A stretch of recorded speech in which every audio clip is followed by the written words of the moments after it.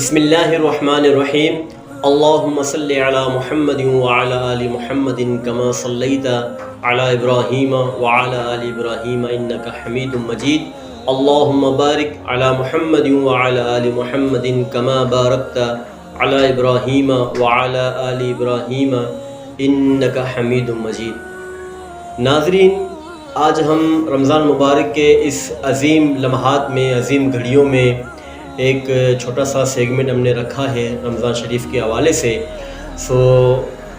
آج رمضان مبارک کی تیسری تاریخ ہے، تیسرا دن ہے، اور 3 رمضان مبارک یوم وصال حضرت خاتون جنت بی بی فاطمہ الزہرا رضی اللہ تعالیٰ عنہا کا دن ہے، اور اسی دن میں ایسی اللہ رب العالمین نے برکتیں رکھی ہیں، رحمتیں رکھی ہیں۔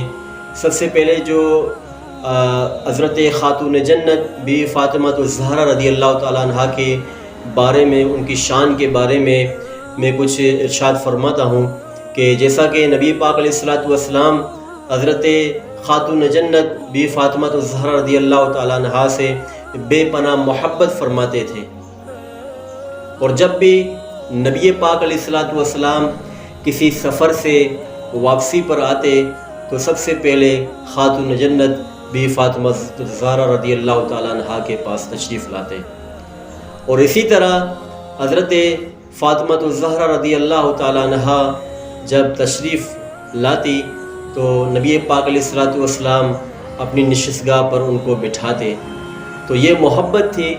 اور اسی طرح حضرت فاطمہ الزہرا رضی اللہ تعالیٰ عنہ کی محبت بھی آقا کریم علیہ السلام سے اسی طرح ہی تھی۔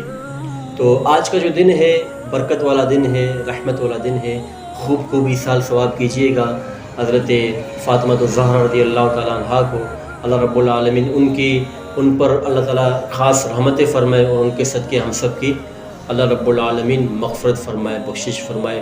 تو ناظرین، اس سیگمنٹ میں جیسا کہ رمضان مبارک کا دن چل رہا ہے، تو اس دن میں جیسا کہ اللہ رب العالمین نے اپنے پیارے محبوب علیہ السلام کے صدقے طفیل میں یہ دن ہم سب کو نصیب فرمایا۔ ہم اس دن کا ادب کریں، احترام کریں، روزے رکھیں، تراویح کا اہتمام کریں، اور نمازوں کا اہتمام کریں خاص طور پر، اور روزے بھی رکھیں۔ نبی پاک علیہ السلام نے ارشاد فرمایا کہ رمضان مبارک کے جیسے ہی پہلی رات آتی ہے تو اس رات میں اللہ رب العالمین آسمانوں کے دروازے کھول دیتا ہے، جنت کے دروازے کھول دیتا ہے، اور جہنم کے دروازے بند کر دیتا ہے، اور سرکش جو شیاطین ہیں ان کو زنجیروں میں جکڑ دیا جاتا ہے۔ اور اسی طرح نبی پاک علیہ السلام نے ارشاد فرمایا کہ جس نے رمضان مبارک میں ایک سجدہ کیا، ایک سجدہ، تو اس کے عوض اس کو 1500 نیکیاں ملتی ہیں۔ اور مفتی احمد یار خان نعیمی علیہ رحمہ فرماتے ہیں کہ فرض کا ثواب، نفل کا ثواب فرض کے برابر ہو جاتا ہے، اور فرض کا ثواب 70 گنا ملتا ہے۔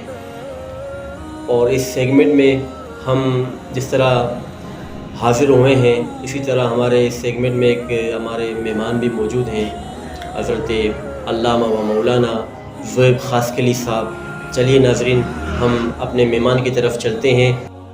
بسم اللہ الرحمن الرحیم، نحمدہ ونصلی ونسلم علی رسولہ الکریم، اما بعد، السلام علیکم ورحمۃ اللہ وبرکاتہ۔ وعلیکم السلام ورحمۃ اللہ وبرکاتہ۔ علامہ صاحب کیسے ہیں آپ؟ ٹھیک ہیں؟ خیریت سے ہیں؟ الحمدللہ، آپ ٹھیک ہیں؟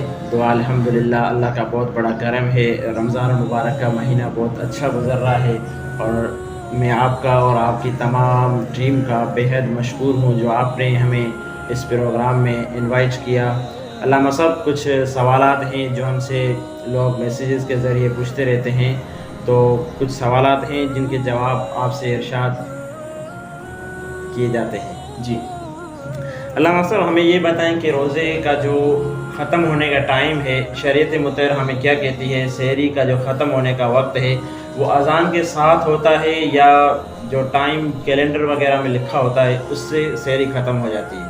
تو آج کل جو ہم دیکھتے آ رہے ہیں، تو کچھ لوگ ہیں یا کچھ ہمارے ایسے لوگ ہیں جو اذان کے دوران بھی کھا پی رہے ہوتے ہیں، تو اس میں شریعت کیا کہتی ہے؟ اس میں جو روزے کا جو تعلق ہے وہ سحری کے ساتھ ہے، आज़ान का इंतज़ार करना या नमाज का इंतज़ार करना और खाना पीना जारी रखना उलमाए कराम सख्त मना फरमाते हैं।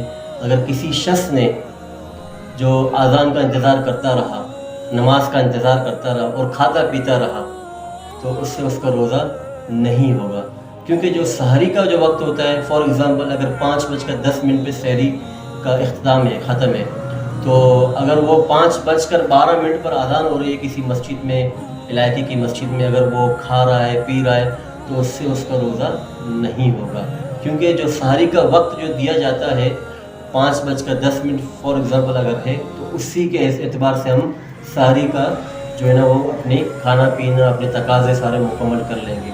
और इससे कबल अगर एहतियातन 2 मिनट 3 मिनट 4 मिनट पहले ही अगर रोज़ा बंद कर दे तो उससे रोज़ा बचने का, रोज़ा ज़ाया होने का जो है ना वो ख़तरा नहीं होगा। सही है अल्लामा साहब। अच्छा अल्लामा साहब, एक और सवाल है कि रोज़े की हालत में अगर उल्टी हो जाए या कोई ऐसा मसला हो जाए तो फिर रोज़े का क्या हुक्म होगा? अगर किसी शख्स ने जानबूझकर, उसको याद भी है कि मेरा रोज़ा है और जानबूझकर उसने अपनी उंगली मुंह के अंदर डाल दी और उल्टी की, और उल्टी भी मुंह भर के उल्टी की जिससे बाल्टी भर जाए, तो उससे क्या हो जाए, उसका रोज़ा फासिद हो जाएगा। अगर ख़ुद से उल्टी आ गई, अगर मुंह भर के भी हो तब भी उसका रोज़ा फासिद नहीं होगा। अच्छा एक और सवाल ये है कि कोई भूले से अगर खा पी ले रोज़े की हालत पे, यानी कि भूल जाए बंदा और खा पी ले, तो उससे फिर क्या हुक्म होगा? रोज़े का रोज़ा रहेगा या फिर टूट जाएगा?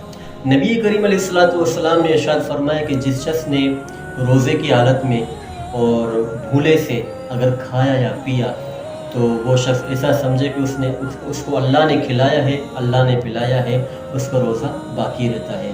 अगर एक शख्स खा रहा है पी रहा है और उसको याद नहीं है, भूले से खा रहा है भूले से पी रहा है रोज़े की हालत में, और उसके बाद उसको याद आया, तब उसका रोज़ा नहीं जाएगा, रोज़ा उसका बाकी रहेगा। अल्लामा साहब, आखिरी हमारा सवाल ये है कि रोज़े की हालत में खुशबू लगाना, तेल बाम और कुछ ऐसे जो मसाइल होते हैं जैसे ज़ेर नाफ बाल वगैरह हैं, वो उतारने से रोज़ा रहता है या नहीं, और खुशबू वगैरह का क्या हुक्म है? रोज़े की हालत में अगर किसी शख्स ने सुरमा लगाया, खुशबू लगाई और तेल का इस्तेमाल किया तो इससे रोज़ा फासिद नहीं होगा। हाँ, बाम का कुछ अलग ही मसला है कि अगर बाम अगर लगाया और बाम के जो अज्जा हैं हलक तक पहुँचे, दिमाग तक पहुँचे, तो उससे उसका रोज़ा फासिद हो जाएगा। और ज़ेर नाफ के जो बाल हैं अगर वो भी अगर साफ़ कर लिए तब भी उससे रोज़ा फासिद नहीं होगा, मगर बाम से रोज़ा फासिद हो जाएगा।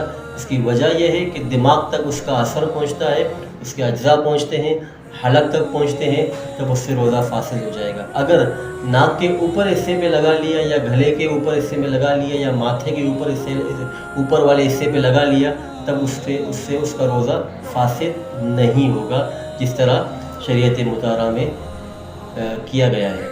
माशाअल्लाह अल्लामा साहब, अल्लाह तबारक व तआला हम सब को अमल करने की तौफीक नसीब फरमाए। आमीन आमीन। तो नाज़रीन, आपने देखा रमज़ान मुबारक का हमारा ये पहला सेगमेंट अल्हम्दुलिल्लाह रोज़े के मुताल्लिक़। आपके भी कोई सवाल हो तो आप कमेंट्स में हमें कर सकते हैं और सवाल कर सकते हैं रमज़ान के महीने के हवाले से, रोज़े के हवाले से। तो इंशाअल्लाह इसी तरह हमारे सेगमेंट होते रहेंगे और आपको सवाल के जवाब मिलते रहेंगे। चलिए नाज़रीन, हम अपने प्रोग्राम के इख्तिताम की तरफ चलते हैं। हमें आप इजाज़त दीजिए, मुझे और मेरी पूरी टीम को। अल्लाह हाफ़िज़। इससे पहले कि मैं इख्तिताम से पहले एक नात शरीफ पढ़ता हूँ तो आपसे इजाज़त तलब करता हूँ।